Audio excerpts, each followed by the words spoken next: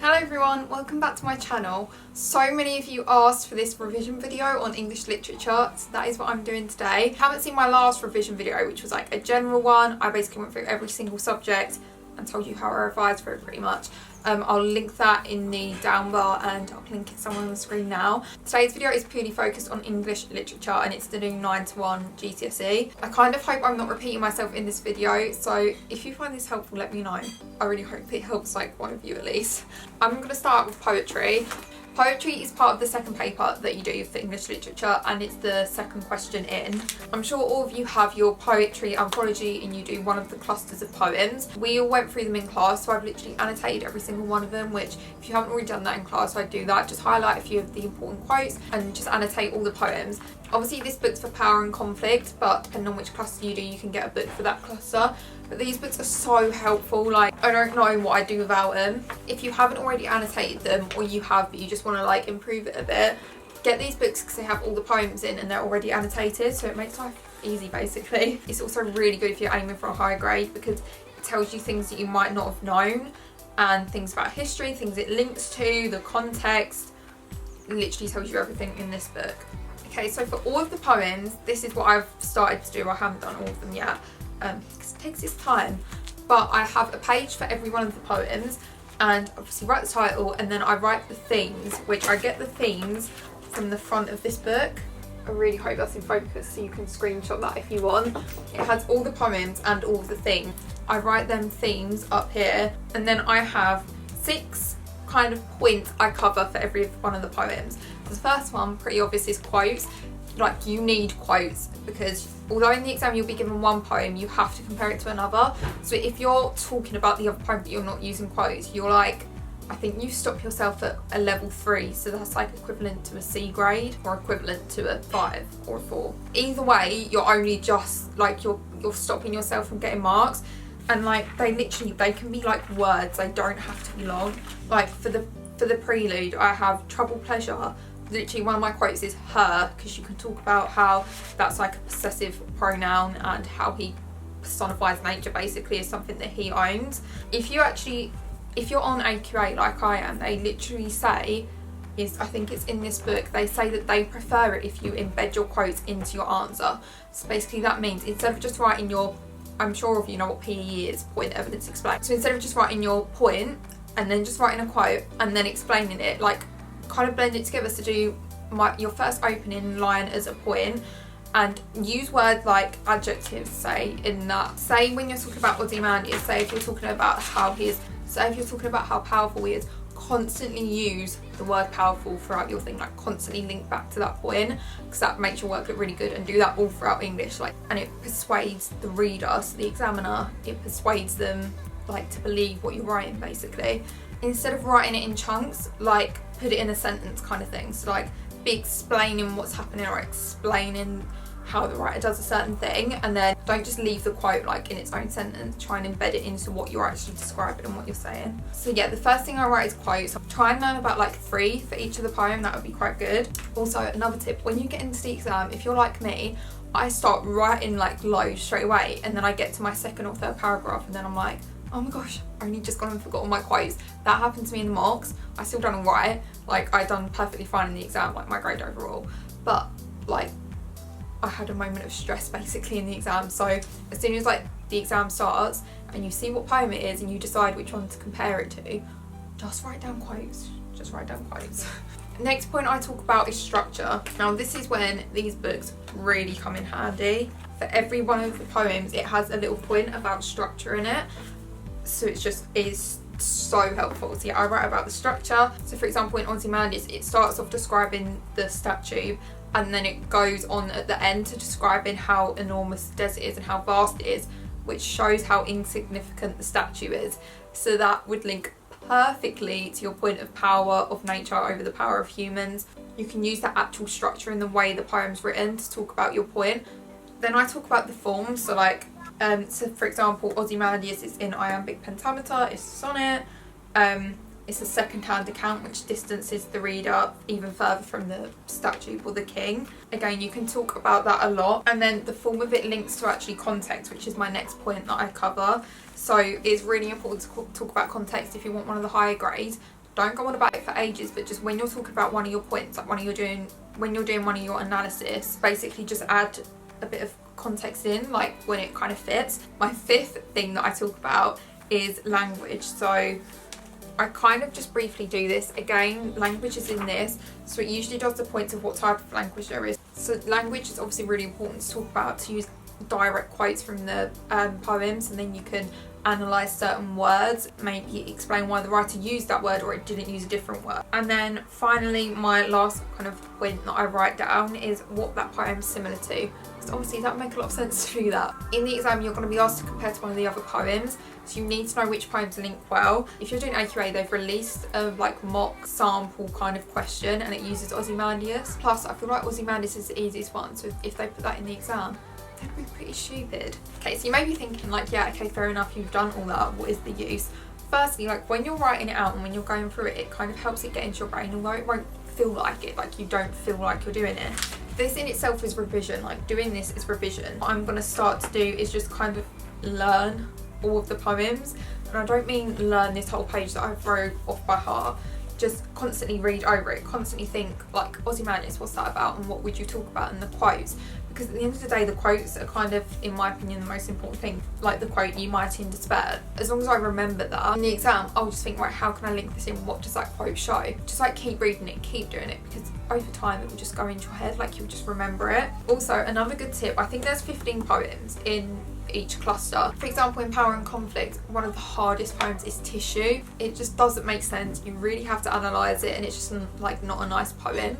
So say if there was like 3 poems like that you didn't like, don't learn them, like just don't do it, because at the end of the day, there's no poem that only links to one other poem. They link to multiple poems. So as long as them 3 poems that you don't remember, you could write about in the exam if it was the one that come up on the bit of paper in front of you.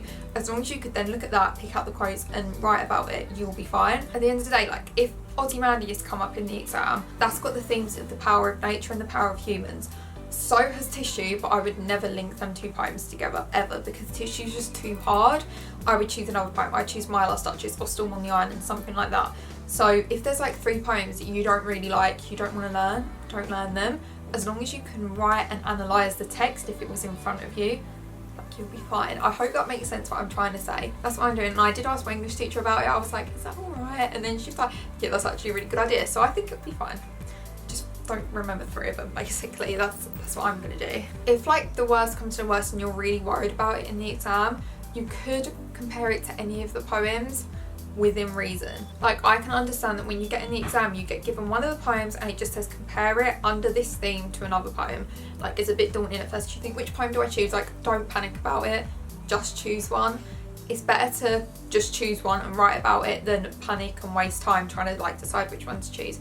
Just choose one and just get it over and done with. Also in the back of these, they have examples of, I don't know what to call them, they have like examples of answers to questions, like sample answers, and they have them for different grades.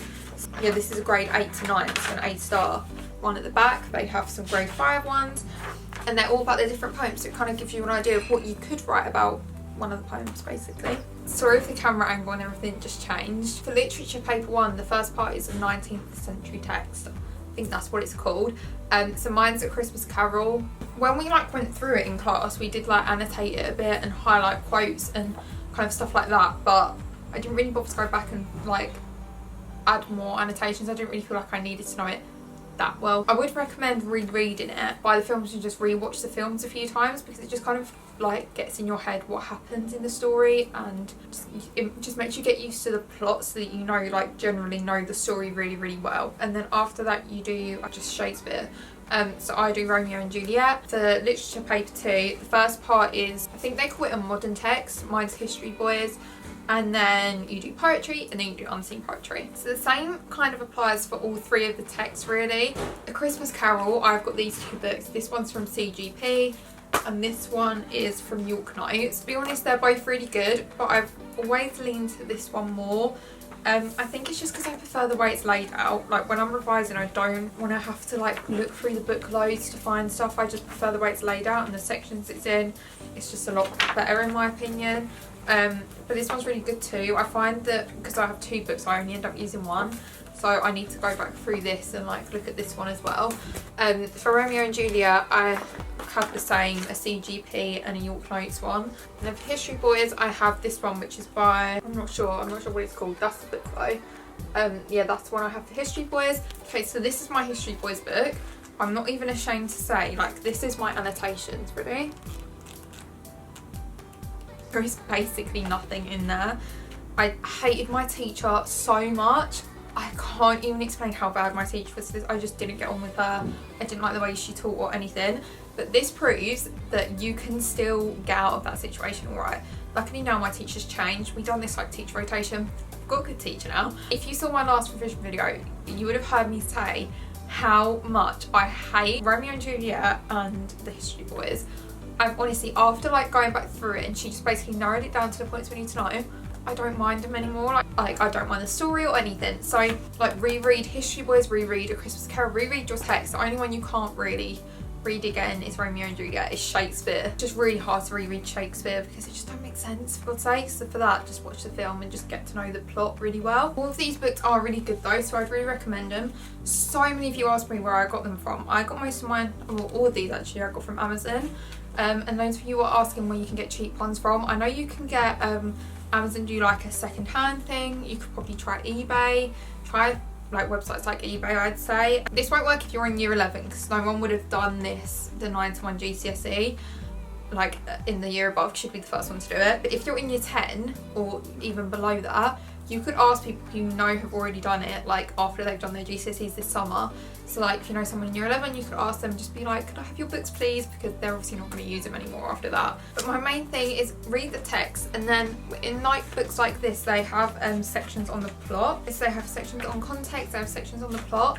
There's also, if you go on BBC Bite Size, they usually have like videos, or I think it's Romeo and Juliet, they have a video explaining the plot in like 5 minutes. They go through the whole story in like 5 minutes. If not, just read the plot section about your text, if that makes sense. So if you just type in BBC Bite Size and then what text it is that you're studying, and then go on the plot section, it explains it in like not many words.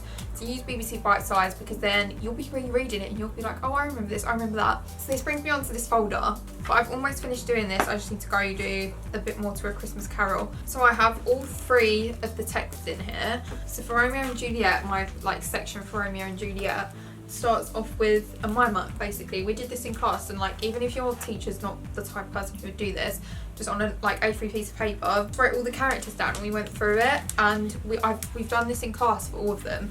So literally just write it down and go through BBC Bite Size, write down some of the information, and you'll just need to like get back into the like learning of it and like understanding it, and you'll like you will start to remember it even if you haven't like watched the film or read it in ages. And then once I've done that, I do a little mind map on context. And then I've done Romeo and Juliet. I don't know if it's the same for all the Shakespeare ones, but the prologue's really good actually. You can get some of the quotes out of that. So like things like star-crossed lovers, talking about Romeo and Juliet, so and how they're like meant for each other. And like from forth the fatal loins of these 2 foes. Things like that, because it's like literally they tell you at the beginning of the play that these 2 people are going to fall in love. So that's really good to like learn a few quotes out of that. And then we did the same mind map for themes. Usually I just do them on the same one, but we did them on different ones. So we did fate, death, love and time. So like my Romeo and Juliet books, I literally take them into school and I just use them while like our teacher's teaching the lesson.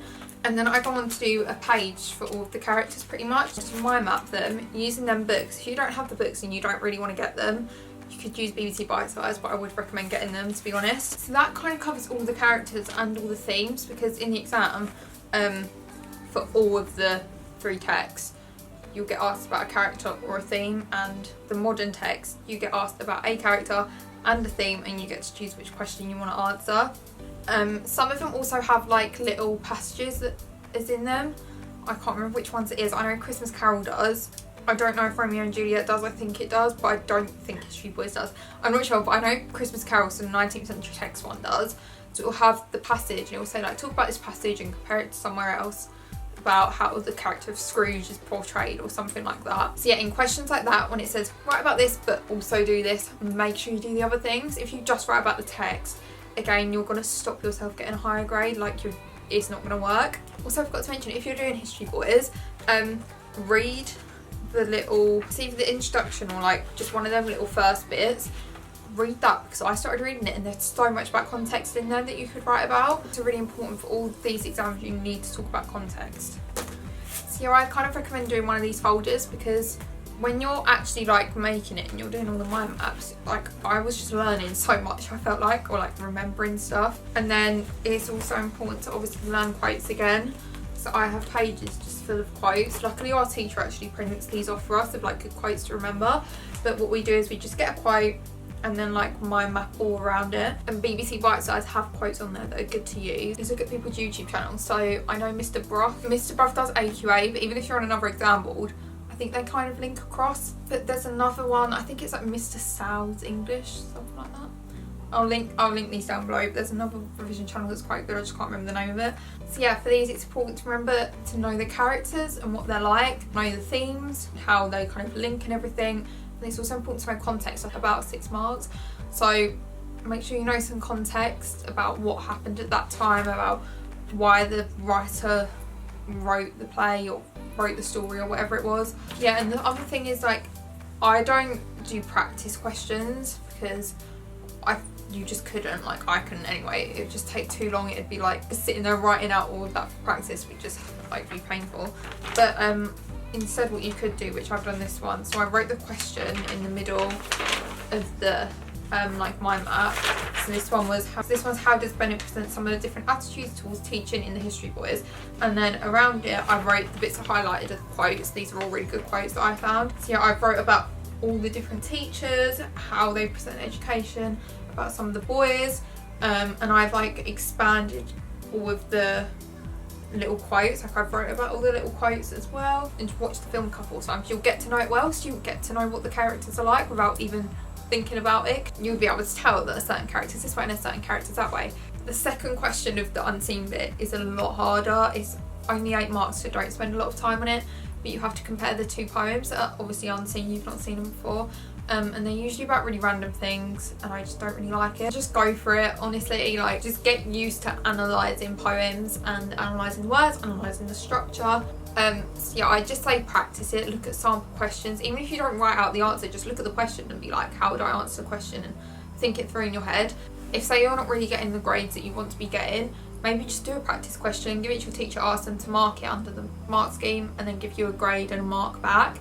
And then from that they can give you targets of how you can improve. And yeah, I feel like they're not going to expect that much from us, the exam board, because it's been made harder. That may also just be me like getting my hopes up, so we'll see. Okay, and my last 2 points, one of them's not really helpful, so I'm going to say that one first. Something that my teacher's like always kind of saying to me now is that she says, when I explain the quote that I wrote about, that actual explanation is better than the point I've made at the beginning. So she says like some of the words I use will just be like controlling and powerful, so instead use words, I can't think of an example, but just kind of sound smarter. They sound like you know what you're talking about, kind of thing. You just need to be perceptive, and that is in the mark scheme, to be perceptive. So just make your points sound more perceptive, sound more critical, because if you're using these kind of bigger, posher words, you're going to generally be analysing it more. The words are going to be more specific on their meaning and what you're talking about. And another thing is bring your own ideas into it. Even if you think it's a load of rubbish that doesn't make sense, bring your own ideas into it anyway, like talk about it anyway. So say if you're doing your point, you're explaining everything in your quote, and then you go, however, this could also convey, and then explain what it could also convey or it could also imply. Another really good thing to write that sounds kind of posh and like you're being really critical is say the writer expertly done this, or the writer successfully used a simile or a metaphor or something like that. Like say successfully, expertly, words like that, because then it sounds like you're really analysing what the writer's done. Another thing you could do to follow on from that point, say the writer's done this because, although that's quite hard, that's more if you're like aiming for top level. Say the writer's done this because it created tension for the audience, something like that. This final thing I haven't actually done yet, but I am going to do it, and it's look at examiner reports. I don't even know where to find these, but I'm going to give it a go. I'm pretty sure like if you go on the AQA website, they're going to be on there somewhere, or whatever your example is, go on the website and they're going to be on there somewhere, because they basically say what the examiners like to see, what impresses them, what they don't like to see. Because although I heard this in Eve Bennett's video, because although your teacher might say this is good or this is bad or do this, do that, that's your teacher's opinion. Even if they're an examiner themselves, they're not going to be marking your paper. So if you look at the examiner's report, it's like a general thing from all the examiners of what they all want to see, what they don't like seeing. It's just a lot more generalised, so you know how to improve your answers, because not everyone would have looked at the examiner's report. Very little people would have and would have took notice of it. So do that, and you can do that with any of your subjects really, not just English. Another thing that I just thought of is use subject specific language. In some of these books, like in the poetry one, they have it in the back. So they have like a glossary of loads of words that'd be good to use. It can be simple as using a simile, using a metaphor, like say the word simile and metaphor, like that's subject specific language. Also talk about things like specific to the text that you're doing. So like, for example, in Romeo and Juliet, instead of just saying they like, if you're talking about context, you could just say they really liked art around this time. It became a big popular thing to watch plays, but instead of just saying that, like say around this time was when the Renaissance happened. Use words like that. Use words like bigamy when you're talking about Juliet with Romeo and Paris, and Juliet's mum done it as well. Using words like bigamy, the Renaissance, a patriarchal society, bits like that. It just kind of makes you sound like you've done more research into it and you've really thought about your answer. And then for things like, say for example, poetry, use words like juxtaposition, free verse, enjambment, euphemism, like literally stuff like that. So if you're analysing a specific word, you could say the verb explains, or like the adjective, the noun, whatever it is, things like that. Just add them in, and even if you get it wrong, say like once or twice, you say it's like an adjective when it's not, it's a verb. Don't worry about it, because the examiners actually don't mind that. They're not going to mark you down just because you got it wrong once. That's kind of all I can think of to say for this video. I'm sorry it was really long. I hope it was the tiniest bit of help to you. Yeah, I hope you enjoy it. Good luck in all your exams, and if you have any more questions or you want me to do any other videos or anything like that, leave me a comment. And yeah, that's about all, so I'll see you in my next video. Bye!